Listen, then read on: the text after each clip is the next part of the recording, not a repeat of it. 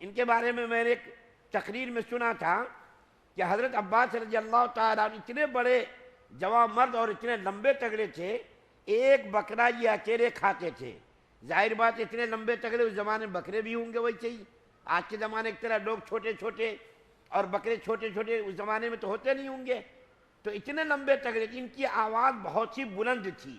اللہ کے رسول صلی اللہ علیہ وسلم نے فرمایا اے عباس آواز لگاؤ، چنانچہ حضرت عباس رضی اللہ تعالیٰ عنہ نے آواز لگائی، بلند آواز کہ اے مسلمانوں کے گروہ، اے مسلمانوں کے لشکر، اے انصار، اے مہاجرین، تم لوگ کہاں چلے جا رہے ہو؟ تم لوگوں نے تو بیعت رضوان پر اپنی جان کے اوپر بیعت کی تھی۔ بیعت رضوان سے مراد وہی صلح حدیبیہ کے موقع پر اشارہ ہے کہ تم لوگوں نے درخت کے نیچے، کیکر کے درخت کے نیچے جان قربان کرنے کا عہد کیا تھا، تم لوگ کہاں بھاگے چلے جا رہے ہو؟ اور اللہ کے رسول صلی اللہ علیہ وسلم یہاں تشریف فرما ہے، تم لوگ بھی ادھر آؤ۔ حضرت عباس رضی اللہ تعالیٰ عنہ کی آواز سن کر ان صحابہ کرام کے قدم رک گئے جو ادھر ادھر بکھر گئے تھے اور بھاگ رہے تھے، تمام صحابہ کرام کے قدم رک گئے اور سب کے سب لوگ جمع ہونا شروع ہو گئے۔ 100 کی تعداد میں مسلمان اللہ کے رسول صلی اللہ علیہ وسلم کے ارد گرد جمع ہو گئے، اور اس کو دیکھ دیکھ کر کے دوسرے صحابہ کرام بھی جمع ہو گئے۔ اللہ کے رسول صلی اللہ علیہ وسلم نے دشمن کے اوپر حملہ کرنے کا حکم دیا، اور کنکریوں پر آپ نے دعا پڑھی، اور دعا پڑھ کر کے ان دشمنوں کی طرف ان کنکریوں کو پھینکا۔ روایت میں آتا ہے کہ تمام کافروں کے آنکھوں میں وہ کنکریاں چلی گئیں۔ اللہ کے رسول صلی اللہ علیہ وسلم نے وہ کنکریاں پھینکی اور تمام دشمنان اسلام کی آنکھوں میں کنکریاں چلی گئیں، اور صحابہ کرام نے حملہ کیا، حملہ کر کے کافروں کو کاٹنا مارنا شروع کر دیا، اور تھوڑی دیر میں جو مسلمان ادھر ادھر تتر بتر ہو گئے تھے، مسلمان بکھر گئے تھے، ادھر ادھر بھاگ رہے تھے، تھوڑی دیر میں کافروں کو شکست ہونے لگی،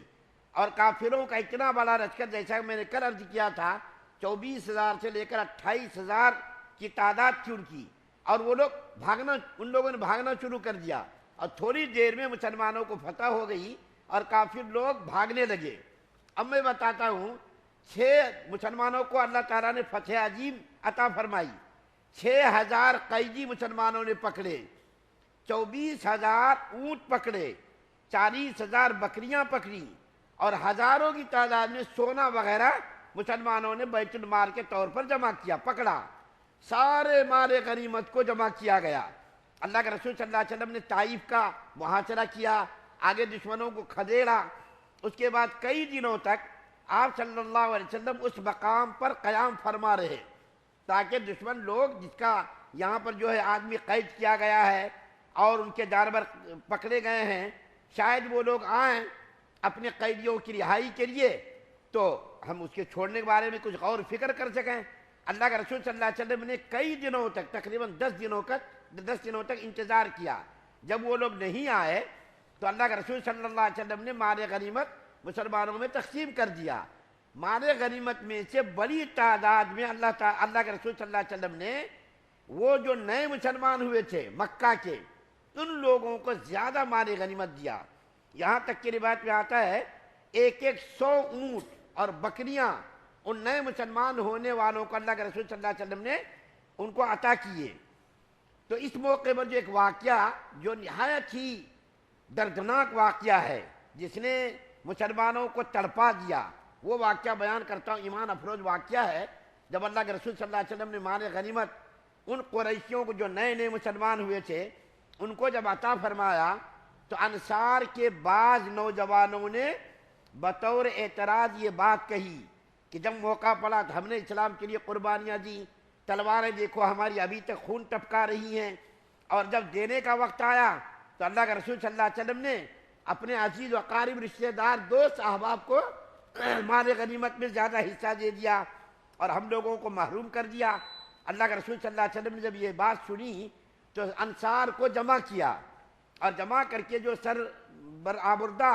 اور سردار قسم کے بڑے صحابہ کرام تھے ان کو پوچھا کہ تم لوگوں نے ایسی بات کہی ہے؟ تو بڑے بڑے جو صحابہ تھے انہوں نے کہا یا رسول اللہ، کچھ نوجوان ہیں جوشیلے قسم کے نوجوان، انہوں نے یہ بات کہی ہوگی، ہم لوگوں نے یہ بات نہیں کہی ہے۔ اللہ کے رسول صلی اللہ علیہ وسلم نے ان تمام کو ظہر کی نماز میں جمع کیا، اور جمع کر کے آپ صلی اللہ علیہ وسلم نے ایک نہایت ہی پر اثر تقریر فرمائی اور فرمایا اے مسلمانوں میں تم لوگوں سے کچھ سوال کرتا ہوں، ان سوالوں کے تم جواب دینا۔ فرمایا اللہ کے رسول صلی اللہ علیہ وسلم نے اے انصار کیا تم پہلے گمراہ نہیں تھے؟ تم پہلے گمراہ نہیں تھے کہ اللہ تعالیٰ نے میرے ذریعے تم لوگوں کو ہدایت نصیب فرمائی؟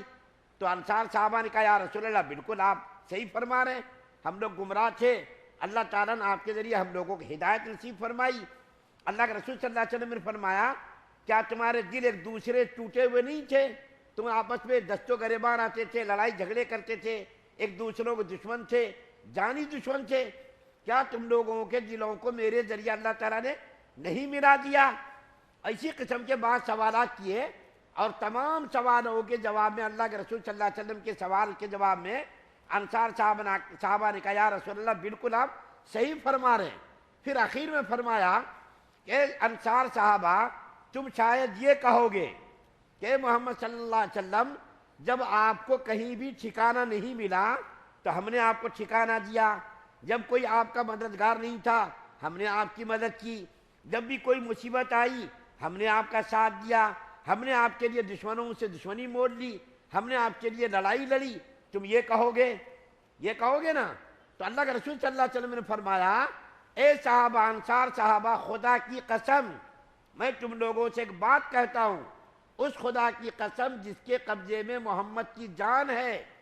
اگر ہجرت امر مقدر نہ ہوتی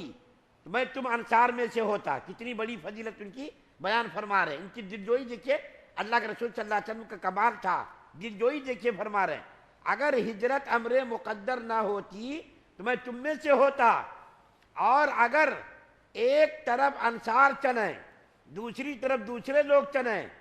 تو خدا کی قسم میں انصار کی طرف چلوں گا، دوسرے لوگوں کی طرف نہیں چلوں گا۔ جملہ کیا ہے؟ ایک گھاٹی کی طرف دوسرے لوگ چلیں اور ایک گھاٹی کی طرف انصار چلیں تو میں انصار کی طرف چلوں گا، دوسروں کی طرف نہیں چلوں گا۔ ایک جملہ اللہ کے رسول صلی اللہ علیہ وسلم نے جو زبان مبارک سے نکلا، ایک جملہ جو نبی کریم صلی اللہ علیہ وسلم کی زبان سے نکلا، اس جملے نے انصار کو تڑپا دیا۔ وہ جملہ کیا تھا؟ اے انصار صحابہ،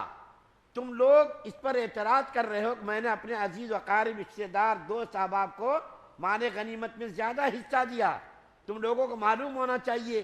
وہ لوگ جن کو میں نے مال غنیمت میں حصہ دیا، بیچارے لوگ ہمیشہ زخم کھاتے رہے، ہمیشہ ذلت و رسوائی سے دوچار ہوتے رہے، ان کے آبا و اجداد، ان کے خاندان، ان کے باپ دادا جنگوں میں مارے گئے، جنگوں نے ان لوگوں کو بالکل مزمحل کر دیا ہے، شکست خوردگی سے وہ لوگ دوچار ہوئے ہیں اور نئے نئے مسلمان ہوئے ہیں، تو ان کو میں نے تھوڑی سی دنیا دے دی۔ تو اے انصار صحابہ، کیا تم لوگ اس دنیا کے اوپر اعتراض کر رہے کہ ان کو ہم نے دیا؟ یہ بات کان کھول کر سن لو کہ ان لوگوں کو میں نے دنیا دیا ہے، ان لوگوں کو میں نے دنیا دیا۔ کیا تم اس بات کو پسند نہیں کرتے کہ وہ لوگ دنیا لے کر کے جائیں اور تم اللہ کے رسول صلی اللہ علیہ وسلم کو لے کر کے جاؤ؟ کیا تم لوگ یہ پسند نہیں کرتے کہ وہ لوگ دنیا لے کر کے جائیں اور تم اللہ کے رسول صلی اللہ علیہ وسلم کو اپنے ساتھ مدینہ لے کر کے جاؤ؟ کیا تم اس پر راضی نہیں ہو؟ انصار صحابہ کرام یہ جملہ سن کر کہ ان لوگوں کو دنیا اللہ کے رسول نے دی اور اللہ کے رسول صلی اللہ علیہ وسلم خود اپنی ذات کو ہم لوگوں کے لیے پیش کر رہے ہیں، اس سے بڑی دولت، اس سے بڑا شرف ہمارے لیے کیا ہو سکتا کہ اللہ کے رسول صلی اللہ علیہ وسلم فرما رہے کہ ہم تمہارے ساتھ جائیں گے، تمہارے ساتھ میرا مرنا، میرا جینا، اٹھنا بیٹھنا سب تمہارے ساتھ ہے، میں مروں گا تم لوگوں کے ساتھ، جیوں گا تمہارے ساتھ۔ کیا تم اس کو پسند نہیں کرتے؟ انصار صحابہ نے جب یہ بات سنی چیخیں نکل گئی، رونے لگے، یہاں تک روایت میں آتا ہے کہ ان کی داڑیاں آنسوؤں سے تر ہو گئی کہ اللہ کے رسول صلی اللہ علیہ وسلم فرما رہے کہ ہم تمہارے ساتھ جائیں گے، اگر ہجرت امر مقدر نہ ہوتی تو ہم تمہارے یہاں پیدا ہوتے۔ تو وہ لوگ چیخیں مار مار کر رونے لگے اور ان لوگوں نے معذرت کیا، رسول اللہ مجھ سے جو ہے غلطی ہو گئی، بھول ہو گئی، اس کو معاف کر دیجئے۔ دوبارہ کہ ابھی یہ واقعہ ابھی ہے باقی کہ اللہ کے رسول صلی اللہ علیہ وسلم کی جو فتح ہوئی اور مال غنیمت آیا، ان قیدیوں میں اللہ کے رسول صلی اللہ علیہ وسلم کی نہایت ہی عزیز ترین ایک عورت بھی تھی جس کا تذکرہ انشاءاللہ کل کروں گا، نام نہیں بتاؤں گا، کل اس کا تذکرہ کروں گا۔ اللہ سے دعا اللہ ہم سب کو سننے زیادہ عمل کی توفیق عطا فرمائے۔ سبحان اللہ و بحمدہ، سبحانک اللہم و بحمدک۔